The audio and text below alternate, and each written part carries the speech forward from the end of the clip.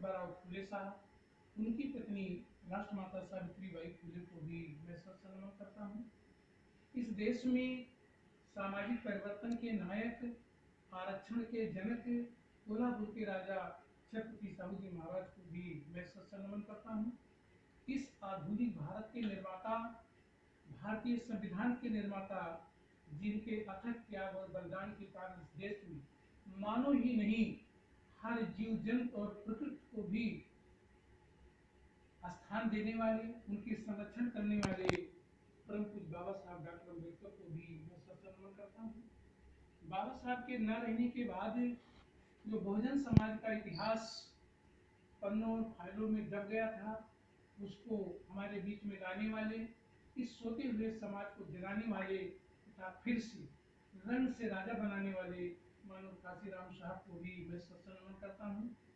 आज पाल साहब की आवाज पर इस बुद्ध संगोष्ठी में सहभाग कर रहे सभी भाइयों, बहनें और प्यारे बच्चों, मैं आप सब लोगों को हार्दिक बधाई और धन्यवाद देता हूँ। और विशेष रूप से भाई हरप्रसाद जी को मैं धन्यवाद देना चाहता हूँ, क्योंकि आज सुबह ही मैंने 9 बजे इनको रिंग किया, भाई कार्यक्रम कहीं लगना चाहिए, क्योंकि एक भी आदमी अगर एक कार्यक्रम में जागता है तो एक परिवार जाग जाएगा। और भाई नंद साहब तो निरंतर काम करते रहते हैं। सभी साथी हमारे, चाहे वो भाई हैं चाहे बहनें हैं, अपने समाज को जगाने के लिए निरंतर काम करते हैं। और जब आप निरंतर काम करेंगे तो निश्चित रूप से एक न एक दिन वैसा आएगा कि आपको परिवर्तन दिखाई देगा। साथियों, 10 मिनट तक बोल सकते हैं। साथियों देखिए, कुछ साथी तो हमारे जानते हैं और कुछ साथी हमारे नहीं जानते। शिक्षा पर थोड़ा प्रकाश डालना बच्चे हैं। देखिए, जब तक हम कोई चीज का कारण नहीं जानते हैं तो निवारण नहीं हो सकता। अगर हम अपनी बीमारी का कारण नहीं जानते हैं, हमारे सर में दर्द है और डॉक्टर हमको बुखार की दवाई दे रहा है, चलो 500 रुपए वाली टिकिया होगी, तो कभी हमारा दर्द दूर नहीं। इसलिए जो हमारी बीमारी, पहले हम बीमारी जाने और बीमार हम हुए क्यों ये भी जाने। अगर हम बीमारी और बीमारी का कारण जान जाएंगे तो दवाई से भी ठीक हो सकते हैं, और अगर हम परहेज कर सकते हैं तो हम बिना दवाई के भी ठीक हो सकते हैं। ये इस देश का मूल कारण है। इसीलिए भगवान बुद्ध ने कहा कि संसार में दुख है तो दुख का कारण है, और कारण है तो निवारण है, और निवारण के उपाय हैं। अगर उपाय किए जाए तो संसार से दुख स्वतः अपने आप दूर हो जाए। इस देश में समस्या क्या है?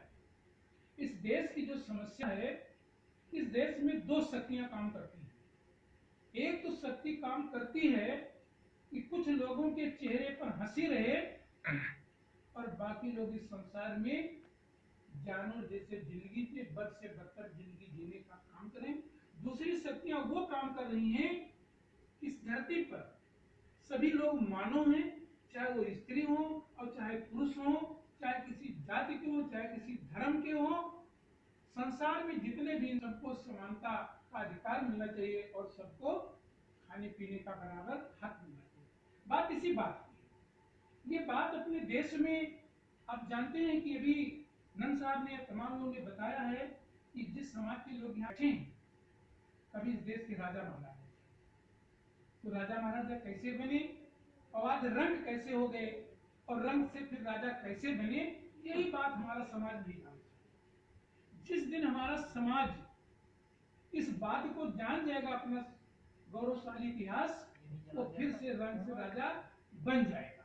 और इसी पर हमारे देश में भगवान बुद्ध से लेकर के और अंतिम हमारे महापुरुष मानव काशीराम साहब ने, ललई यादव ने, महाराजा, तमाम लोगों ने इस पर काम किया है। लेकिन हम अपने इतिहास को न जानने के कारण हम आज भी भटक रहे हैं। जिसे भी नंद साहब ने कहा, पढ़ाई से कोई मतलब नहीं। भगवान बुद्ध ने कहा, प्रज्ञा दुधारी तलवार, बहुत पढ़े लिखे हैं अगर आप चरित्रहीन हैं। भगवान बुद्ध ने जब भी ध्यान दिया तो सीलों के लिए कहा है, कोई डॉक्टरेट हो, एमए हो, पीएचडी हो, डीलिट किए हो, शराबी हो, व्यभिचारी हो, तो क्या अपने घर में उसे बैठने देंगे? इसलिए विद्या से सर्वोपरि शील है। अगर वो विद्वान शीलवान है तो अच्छा काम करेगा, अगर वो विद्वान शीलवान नहीं है तो विध्वंस कर देगा। अब मैं मुख्य विषय पर बात करना ये चाहता हूँ इस देश में सब कुछ ठीक था। लेकिन जब ब्राह्मणों ने क्या बनाया, जिस तरह की जब ऋग्वेद उन्होंने बनाया, हम लिखने की बात नहीं बनाने की बात करते हैं, हो सकता है उस समय लिखा पढ़ी का काम रहा हो या ना रहा हो, तो उसमें उन्होंने ब्राह्मण मंडल में उन्होंने एक व्यवस्था क्या बनाया, ब्राह्मण क्षत्रिय वैश्य और शूद्र, यानी इस भारत की धरती पर रहने वाले सारे इंसानों को 4 वर्णों में बांट दिया, ब्राह्मण क्षत्रिय वैश्य और शूद्र। इसके बाद इन चारों का उन्होंने काम डिसाइड कर दिया। काम क्या डिसाइड कर दिया, ब्राह्मण पढ़े पढ़ाएगा, शिक्षा का काम करेगा, क्षत्रिय लड़ाई झगड़ा मारपीट करके राज करेगा, वैश्य व्यापार करेगा, और जिस देश का बहुसंख्यक समाज था, जिसके पूर्वज इस देश के राजा महाराजा थे, उनको क्या दिया गया कि ऊपर के 3 वर्णों की वो सेवा करेंगे। सेवा के बदले वो मजदूरी नहीं मांग सकते हैं, यानी कोई भी व्यक्ति एक वर्ण से दूसरे वर्ण में नहीं जा सकता। यानी इस देश के जो मूल निवासी थे उनको शिक्षा से वंचित कर दिया। उनको मूल निवासी को बैठो भैया तुम पाल साहब ठीक है बैठो तुम, उनको शिक्षा से वंचित कर दिया गया। जब शिक्षा से वंचित कर दिया गया, औरत के लिए जो नियम उन्होंने बनाया, चाहे वो औरत ब्राह्मण की हो और चाहे वो औरत नट की हो, चाहे वो शूद्र की हो चाहे वैश्य, औरत को उन्होंने शूद्र की कैटेगरी के साथ अति शूद्र की कैटेगरी में रखा कि औरत को इस धरती पर केवल भोग विलास की वस्तु माना जाए, औरत को कोई अधिकार न हो।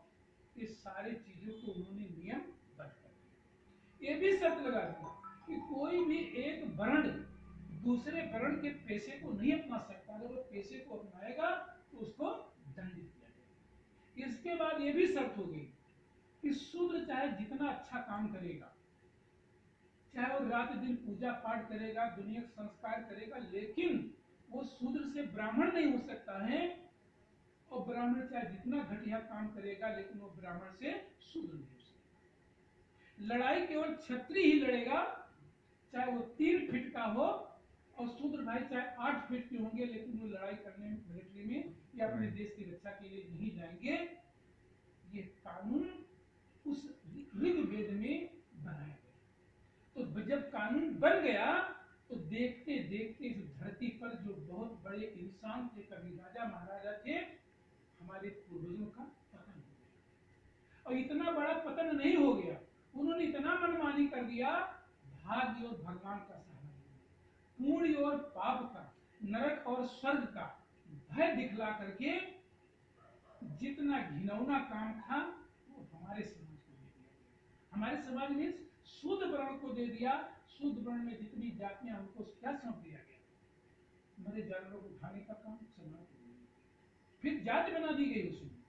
अभी पाल साहब ने कहा है हमको भेड़ी चराने का काम दे दिया गया, हमारे यादव भाई को गाय भैंस पालने दे दिया, लेकिन ये भी शर्त रख दिया कि गाय भैंस तो पालो लेकिन दूध मत खाइए, घी आप मत खाइएगा, क्योंकि अगर वो घी दूध खाएंगे तो बुद्धि विवेक हो जाएगा, तो उसको भी मना कर दिया। पासी को कहा तुम सुअर चराओगे, बढ़ई से कहा तुम जुआटा हार बनाओगे, धोबी से कहा तुम कपड़ा धुलोगे, आनी धुलोगे तो कपड़ा ही धुलोगे, तुम दूसरा काम नहीं करोगे और मजदूरी भी नहीं मांगोगे।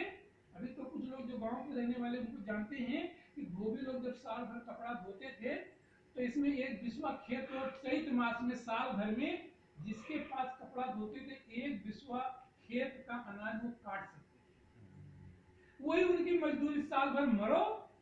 तो ये सब जब होगा तो देखते देखते जो कभी इस देश के लोग राजा थे वो रंग खो गए, औरतों को कितना घिनौना स्थान दे दिया गया। तो जब इस देश में बहुत लंबा इतिहास में जब भगवान बुद्ध पैदा हुए, भगवान बुद्ध की माता चूंकि महामाया जन्म के 7वें दिन ही मर गई थी, 6 दिन के बाद, लेकिन बुद्ध शुरू से चिंतनशील थे। घर छोड़ने का कारण कोई भी हो, लेकिन वो घर छोड़कर दूसरा काम कर सकते थे, लेकिन उन्होंने खोज क्यों किया? उनके जो खोज का कारण था, उन्होंने अपने राज्य में देखा कि औरतों के साथ घिनौना व्यवहार, शूद्रों के साथ घिनौना व्यवहार है, भंगी के साथ दूसरा व्यवहार है, ब्राह्मण के साथ दूसरा व्यवहार है। वो चाहे कुछ भी न पढ़ा लिखा हो, लेकिन वो पूजनीय है, लेकिन दूसरे को तो मौका ही नहीं कि वो पूजनीय बन सके। तो भगवान बुद्ध को जब 528 ईसा पूर्व में उर्बेला में बौद्ध गया में ज्ञान प्राप्त हुआ, तो उन्होंने शोध किया इन सब चीजों का। तो भगवान बुद्ध ने पहली बात रखी कि वेदों में जो बातें लिखी वो सर्वथा गलत कर दिया। उन्होंने किस आधार पर खंडन किया? भगवान बुद्ध ने कहा कि इस धरती पर महिलाओं को सबसे नीचा दर्जा दिया जाता है, लेकिन इस धरती पर इंसान से लेकर के जिसको तुम भगवान कहते हो उसको पैदा कौन करता है? लेकिन उसको पैदा करने वाली कौन है? औरत ही है। तो फिर जब पैदा करने वाली औरत है तो औरत कैसे नीच हो गई और पुरुष कैसे ऊंच हुआ? भगवान बुद्ध ने इस बात का खंडन करके कहा कि स्त्री पुरुष दोनों बराबर, न कोई छोटा है और न कोई बड़ा है। अगर बड़ा का पद भी दिया जाएगा तो औरत क्योंकि बड़ी है, क्योंकि जो काम औरत कर सकती पत्नी भी कर सकती। किसी भी बच्चे को पाल पोस करके गर्भ में आने से लेकर के उसको योग्य बनाने तक जो सक्रिय भूमिका पत्नी की होती है, कोई भी औरत एक बच्चा नहीं पाल सकती। आदमी पाल सकता है, लेकिन औरत चाहे 4 बच्चे हो चाहे बच्चे हो, उनका टट्टी पेशाब सिलाई झक करके वो पाल पोस कर बड़ा करती है। तो भगवान बुद्ध ने ये बात कही। दूसरी बात भगवान बुद्ध ने कहा कि सबको पैदा होने का और सबके मरने का रास्ता एक है। कोई किसी दूसरे रास्ते से पैदा नहीं हुआ है और सबको पैदा करने वाली औरत है। और पति पत्नी के संबंधी धरती पर सारे लोग पैदा होते हैं, चाहे वो ब्राह्मण हो, चाहे क्षत्रिय हो, चाहे वैश्य हो, चाहे शूद्र हो। तो जब सारे लोगों के पैदा होने का रास्ता एक है, मरने का एक रास्ता है, तो न कोई ब्राह्मण है, न कोई क्षत्रिय है, न कोई वैश्य, न कोई शूद्र है। तो भगवान बुद्ध के जमाने में नारा क्या लगा? बुद्ध धर्म की क्या पहचान? मानो मानो एक समान। सारे भगवान बुद्ध का जब कारवां चला तो इतना लंबा कारवां इस धरती पर चला कि 528 ईसा पूर्व से लेकर, और इस देश में जब पाल वंश का राजा था और राजा हर्षवर्धन राजा हुआ, राजा हर्षवर्धन के काल तक इस धरती पर किसी बहुजन समाज के लोग ही राजा हुए, फिर कोई दूसरा राजा नहीं हुआ। और दूसरे कभी विदेशी आकर हमारे देश पर नहीं करते। और सम्राट अशोक का जब राज्य था तो वो बाउंड्री लेस हो गया, यानी सीमा टूट गई। नेपाल, चीन और यहाँ तक कि जितना चीज वो जानते, अफगानिस्तान, काबुल, कंधार, सब उसका राज हो गया। लेकिन जब हमारे लोगों को सुख मिल जाता है, जैसे आज हमारे तमाम लोगों को सुख मिल गया है, नौकरी चाकरी मिल गई, घर में खाना है, कपड़ा है और बंगला है, तो वो कौन काम करते हैं? वो काम करने लगते जो काम उन्हें करना नहीं चाहिए। यही गलती सम्राट अशोक के अंतिम शासक मौर्य ने किया और उसी विरत मौर्य की हत्या उसी के सेनापति पुष्यमित्र शुंग ने इसी विजय धर्म दशमी के दिन सम्राट अशोक ने धर्म भगवान बुद्ध का ग्रहण किया था, उसी दिन उसकी हत्या कर दिया और इस देश से मौर्य वंश का शासन समाप्त हो गया। तब उसने एक किताब लिखवा दिया। पुष्यमित्र जब राजा बना तो जो काम भगवान बुद्ध ने संघर्ष करके किया था उसको फिर उसने पलट दिया।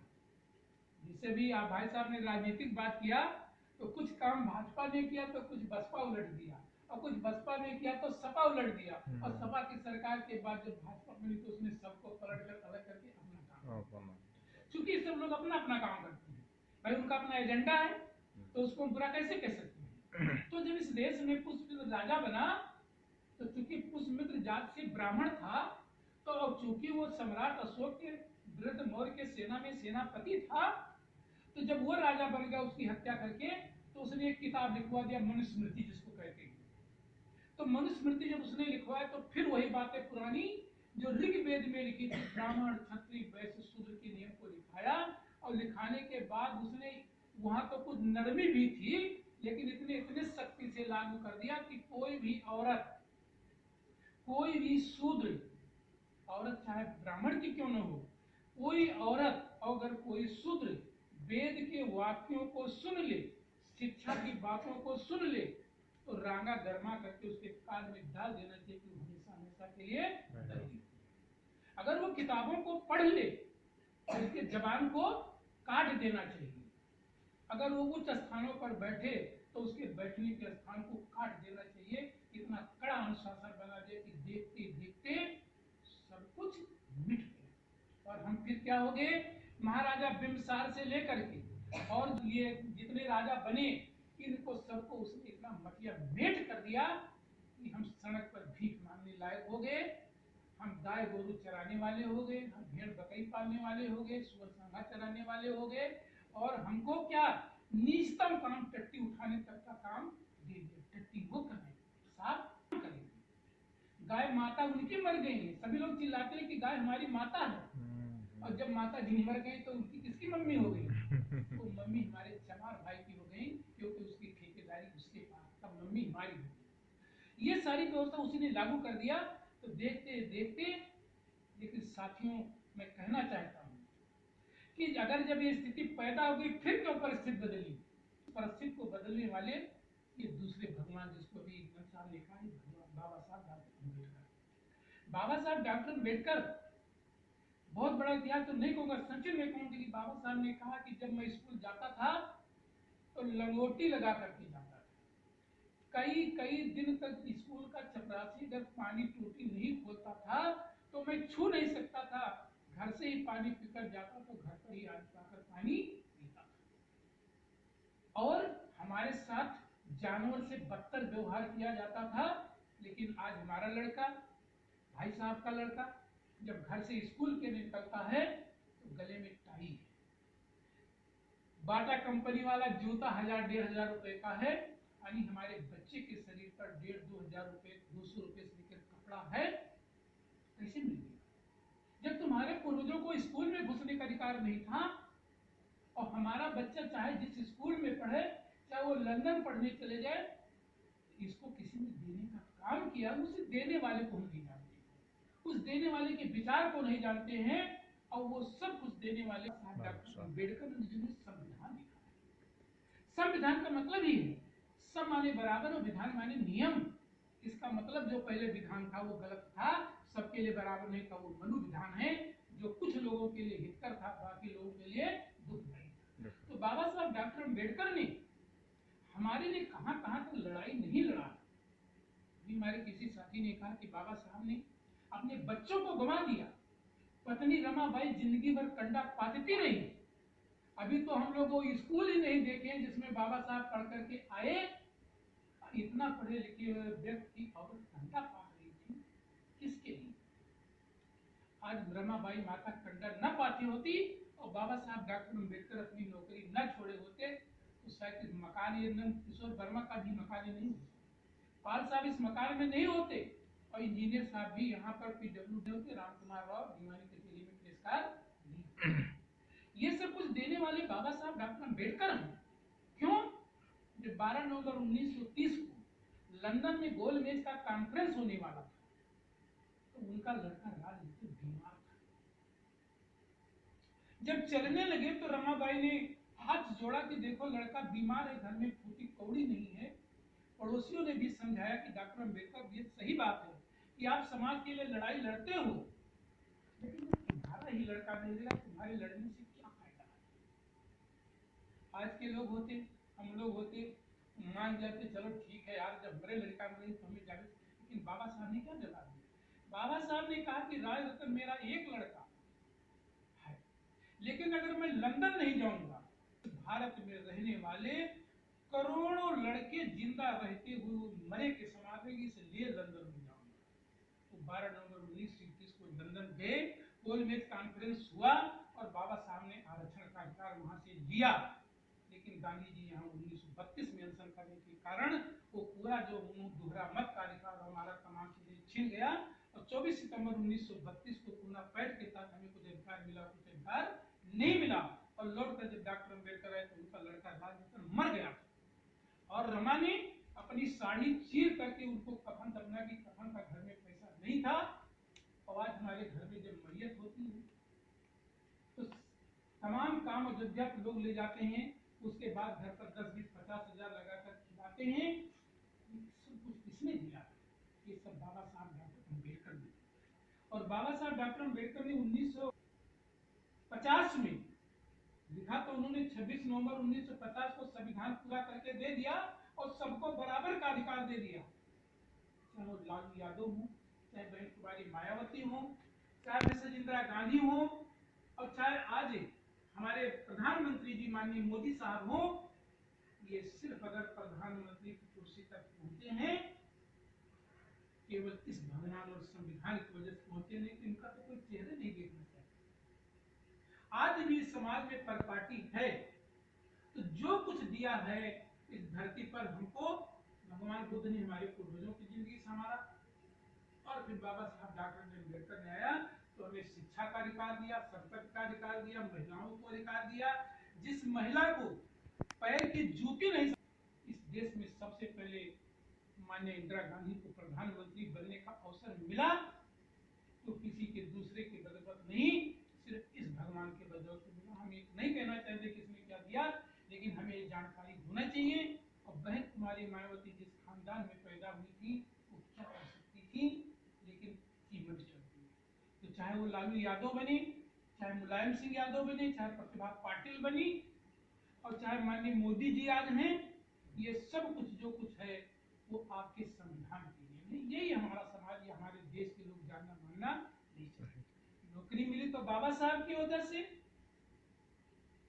और हम श्रद्धा सुमन कहाँ अर्पित करते हैं, बस ये आप समझिए कि आप क्या करते हैं। जिस दिन और शिक्षा की बात, तो बाबा साहब डॉक्टर अम्बेडकर ने कहा है कि शिक्षा तो शेरनी, जो पिएगा वही गुर्राएगा। हम लोग नौकरी करते थे तब भी ऐसे बोलते थे, और नौकरी के रिटायर होने के बाद भी ऐसे हम लोग अपनी बात अपने समाज को समझाने के लिए करते हैं। साथियों, मैं जितने भी लोग बैठे हो, केवल आत्मसात करने की जरूरत है। रात दिन आप बहस कीजिए। रही बात तीज त्योहार की, इस देश में अभी बहन मीरा जी ने त्योहार की बात उठाया था। सारा व्रत और त्योहार औरतों के लिए ही है। क्यों? पति के लिए व्रत रहा है, भाई के लिए व्रत रहा है, लड़का के लिए व्रत रहा है, और पति किसके लिए व्रत रहेगा, किसी लिए रहेगा। क्यों? आखिर उसका भी तो कुछ मौलिक जिम्मेदारी है, इसलिए कि औरतों का शोषण होना चाहिए। जब आज तो मुसलमान 3 शादी करता है, जब प्राचीन काल के इतिहास को उठाकर देखिए तो एक एक लोग 50-50 औरतों के साथ शादी, और जब 50-50 60-60 औरतों, ऐसे नहीं, लड़की है 12 साल की और आदमी है 50 और 60 साल का।